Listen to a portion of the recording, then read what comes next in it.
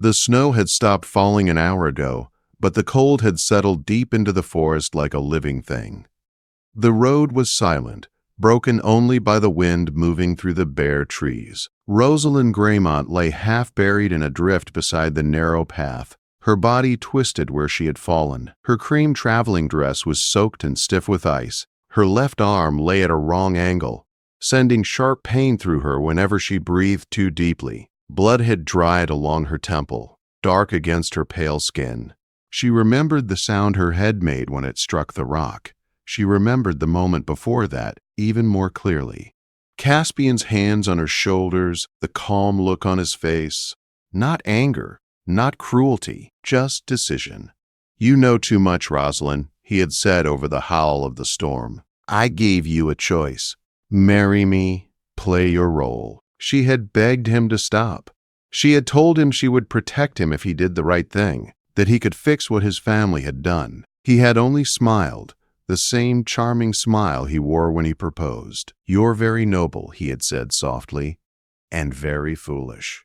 Then he pushed her. Now she lay alone in the snow, watching her breath form weak clouds that vanished almost as soon as they appeared. The cold had stopped hurting some time ago. She knew what that meant. Her body was giving up. She had found the ledgers 3 days earlier while visiting the Haltworth estate, hidden behind books in his father's study. Dad's father's study. Numbers that did not match. Investments that did not exist. Money stolen from widows, from pensions, from families who trusted the Haltworth name. When she confronted Caspian, she demanded he return it before she would marry him. Instead, he planned her death. No one would look for her here. The road was rarely used in winter. He would say the carriage broke down, that she walked ahead and vanished in the storm. A tragic accident. Her family would mourn, the wedding would be quietly canceled, and the Haltworths would continue as before. Rosalind closed her eyes. She had tried to do the right thing. It had cost her everything. The sound of hooves broke through the silence. Her eyes flew open. A single rider moved fast between the trees, dark against the white ground. Desperation flooded her chest. She tried to call out, but her voice was no more than a breath. Her throat was frozen. The horse slowed, stopped. A shadow fell over her. Rosalind forced her head to turn, pain tearing through her neck. A man dismounted and knelt beside her, his movements quick and controlled. "Christ," he muttered. Strong hands checked her neck, her pulse, her injuries. His gloves were fine leather, his coat heavy black wool, tailored and expensive. "A lady," he said quietly. "Can you hear me?" "Cold," she whispered. "I know." "Stay still." He removed his coat and wrapped it around her before lifting her carefully. She gasped as pain exploded through her arm. "Your arm is broken," he said calmly. "Possibly ribs." "How long have you been here?" "I don't know." He settled her against the saddle and mounted behind her, holding her securely against his chest. "The nearest inn is far," he said. "You must stay awake. I did not find you just to watch you die." The ride blurred into fragments. The warmth of his body, the steady rhythm of the horse, his voice asking her name, telling her to breathe, to stay with him. Then darkness. She woke to warmth and light. Voices surrounded her. Orders spoken firmly. Blankets, hot water, a physician. She drifted in and out as her arm was set, her ribs bound, the cut on her temple stitched. Through the haze, she heard the man's voice speaking to the innkeeper. "She will need the room for a week. Send the bill to Ravenfield Manor, and tell no one she is here without my permission.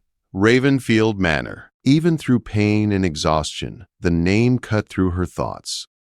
Dorian Vale, Duke of Ravenfield, the most powerful man in the north, the man Caspian called his enemy at every family gathering. She had been found by the one man Caspian feared most. Rosalind did not know whether that meant she had been saved or condemned. She woke again to firelight and silence. The room was small but clean. Her body ached, but she was warm. Alive. "You're awake." She turned her head carefully. The Duke sat near the window, watching her with pale gray eyes that missed nothing. He was tall, dark-haired, with silver already touching his temples despite his youth. His sleeves were rolled up, his expression unreadable. "How long?" she asked. 2 days. Another hour in the cold and you would not have survived. Thank you. He rose and helped her drink water. "Now," he said calmly, "you will tell me why someone left you to die." Her instinct was to lie, but there was no point. "Lord Caspian Haltworth," she said quietly. Something sharp passed through his eyes. "You were his bride." "I was. Why would he try to kill you?" She told him about the ledgers, the stolen money, the confrontation, the carriage ride. When she finished, the fire crackled in the silence. "You have no proof," he said. "No one would believe me," she replied. "I am nothing now." "What if someone with power stood beside you?" he asked. Her heart pounded. "Why would you do that?" "Because I have been trying to destroy the Haltworths for 20 years, he said. "And because you have information I need." He leaned forward. "Marry me." The room seemed to tilt. "You cannot be serious." "I am always serious. As my wife, you will be untouchable. Under my protection, Caspian cannot reach you. You help me expose his family. We destroy them together. This is madness. This is survival." She stared at him, seeing the steel beneath his calm. "And if I refuse, I will pay for your recovery and let you go," he said honestly. "But Caspian believes you are dead. The moment you reappear, he will finish what he started." She thought of the cold, the certainty of dying alone. "One condition," she said slowly. "Justice, not just revenge." He met her gaze. "Agreed." She took his hand. "We have an agreement." 4 days later, Rosalind rode toward Ravenfield Manor in a carriage marked with the Duke's crest, her body aching with every movement. When the manor came into view, her breath caught. It was not a home. It was a fortress. Gray stone rose against the sky, strong and unyielding. As she stepped down, servants gathered. The Duke offered his arm. "Remember," he said quietly, "you are not a victim. You are a woman who survived." She straightened and took his arm, and as the great doors opened before her, Rosalind Graymont understood that her old life had ended in the snow. Whatever came next would be far more dangerous. Ravenfield Manor did not sleep. That was the first thing Rosalind learned. Even late at night, footsteps echoed through the stone corridors. Lamps burned behind closed doors. Papers were carried, messages whispered. Decisions made while the rest of the world rested. The house felt alive, alert, always watching. Rosalind lay awake in her new bed, staring at the carved canopy above her. Her arm throbbed beneath its splint. Her ribs ached with every breath. Yet the pain was nothing compared to the weight pressing on her chest. She was to become a duchess, not from love, not from ambition, from survival. A knock came at the door just after dawn. Mrs. Langley entered without waiting for an answer. She was tall, sharp-eyed, and moved with quiet authority. Her gray hair was pulled back so tightly it seemed to mirror her spine. "Good morning, miss," she said. "His Grace hopes you slept well." "I slept," Rosalind replied. "I wouldn't say well." "That will improve, Mrs. Todd," Langley said briskly. "You have a full day ahead." "Already?" "You have 6 weeks, Mrs. Deverdash," Langley said. 6 weeks to become a duchess who cannot be dismissed, pitied, or ignored. Rosalind swallowed. "And if I fail?" Mrs. Langley's eyes softened just a fraction. "Then men like Lord Haltworth will eat you alive." Lessons began immediately. Etiquette in the morning, speech and posture after luncheon, history of Ravenfield in the afternoon, politics in the evening. Rosalind's head spun with names, titles, alliances, grudges that stretched back generations. Through it all, the Duke appeared only at dinner. They sat at opposite ends of a table meant for 20. The space between them felt deliberate. "You're learning quickly," Dorian said one evening, cutting his meat with precise movements. "I don't have a choice," Rosalind replied. "No," he agreed, "you don't." She watched him carefully. He never raised his voice, never wasted words.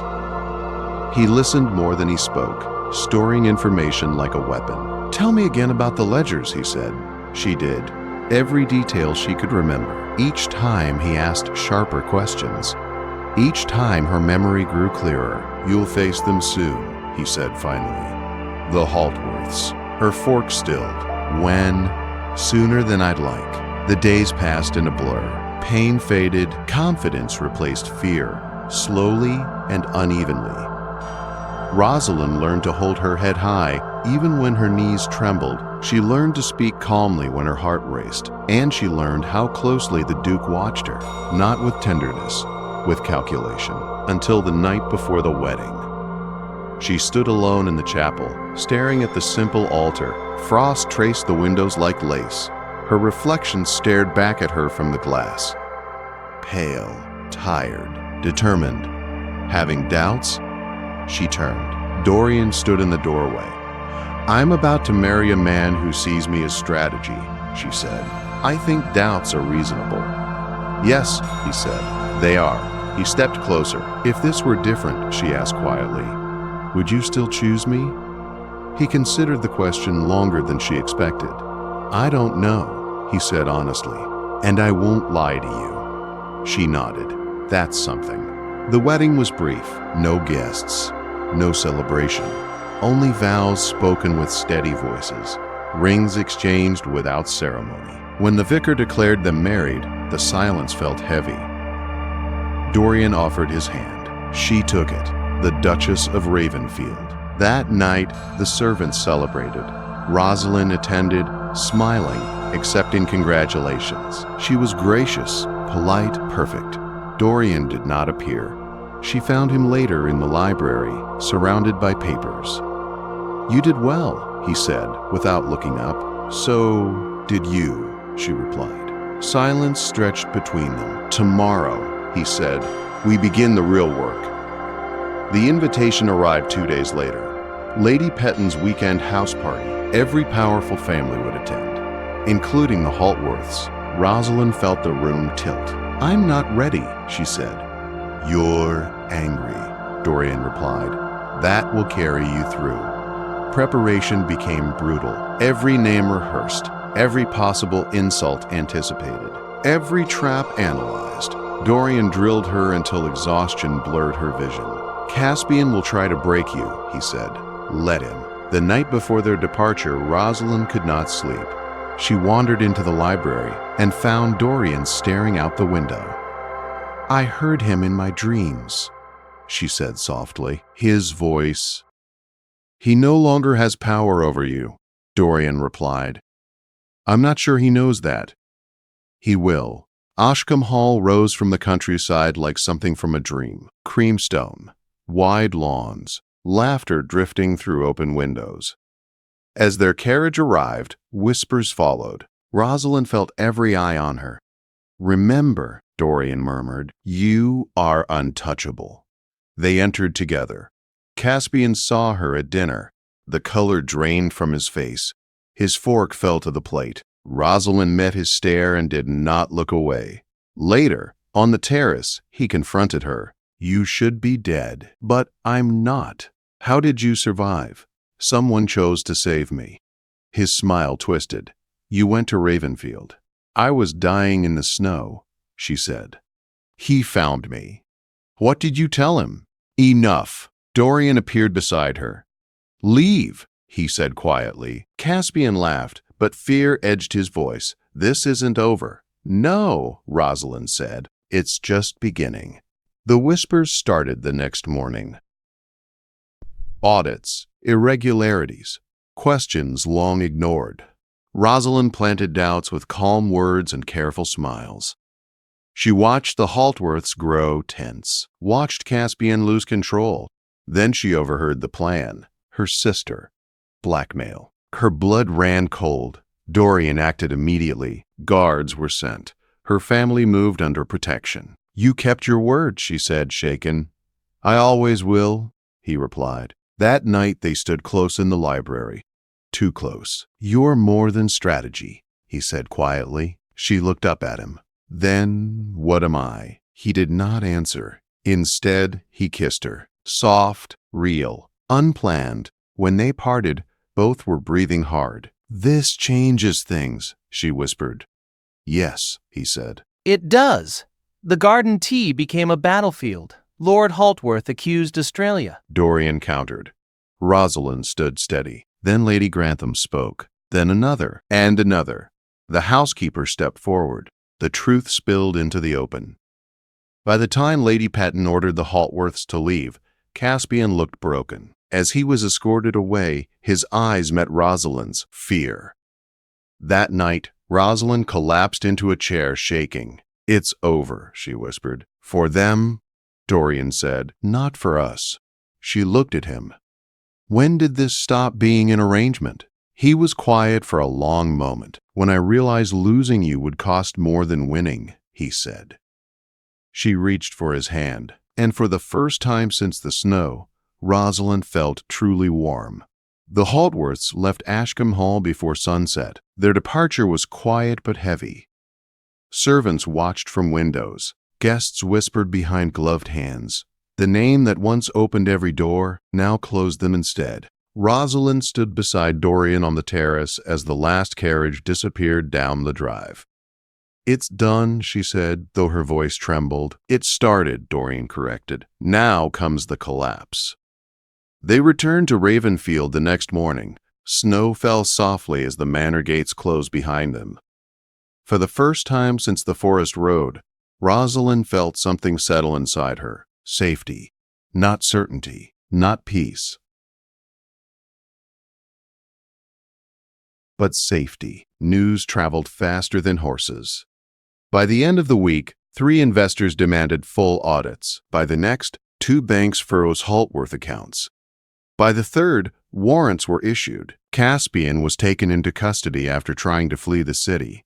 His parents vanished across the channel. The world shifted. Ravenfield Manor filled with letters. Some thanked Rosalind, some asked for help, some warned her to be careful. Dorian read them all, setting aside those that mattered.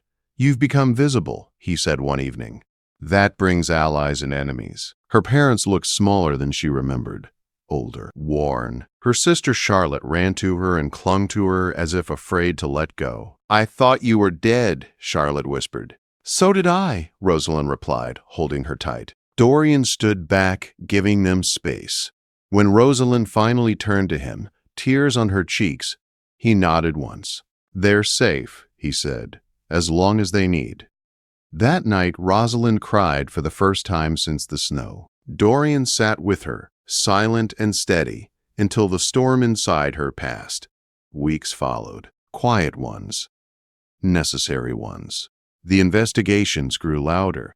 Witnesses came forward.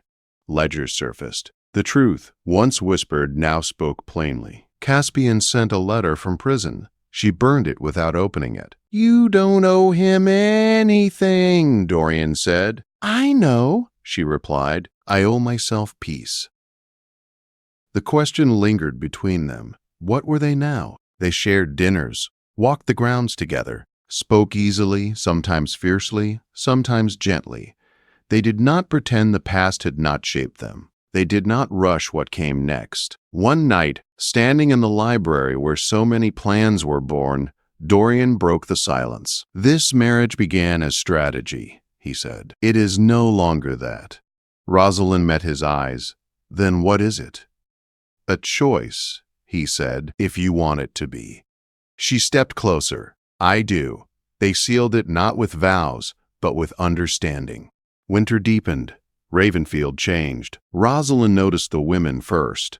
Those who arrived quietly. Those who stayed in the East Wing. Widows, abandoned wives, girls with nowhere else to go. She brought them blankets, listened to their stories, learned their names. "What are you doing?" Dorian asked one afternoon, watching her organize supplies. "Building something," she said. "Something that lasts." The Ravenfield Women's Refuge opened before spring. It began small. Skills, shelter, protection.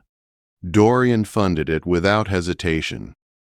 He interviewed every guard himself. "She's creating an army," Mrs. Langley observed dryly. Dorian smiled. She already has.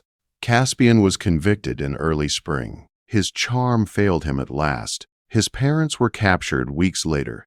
The news reached Ravenfield on a clear morning. Rosalind stood at the window, reading the final notice. "It's over," she said again. "Yes," Dorian replied. "Now we choose what comes after." What came after was work and love and purpose. They were not perfect. They argued. They disagreed. They learned.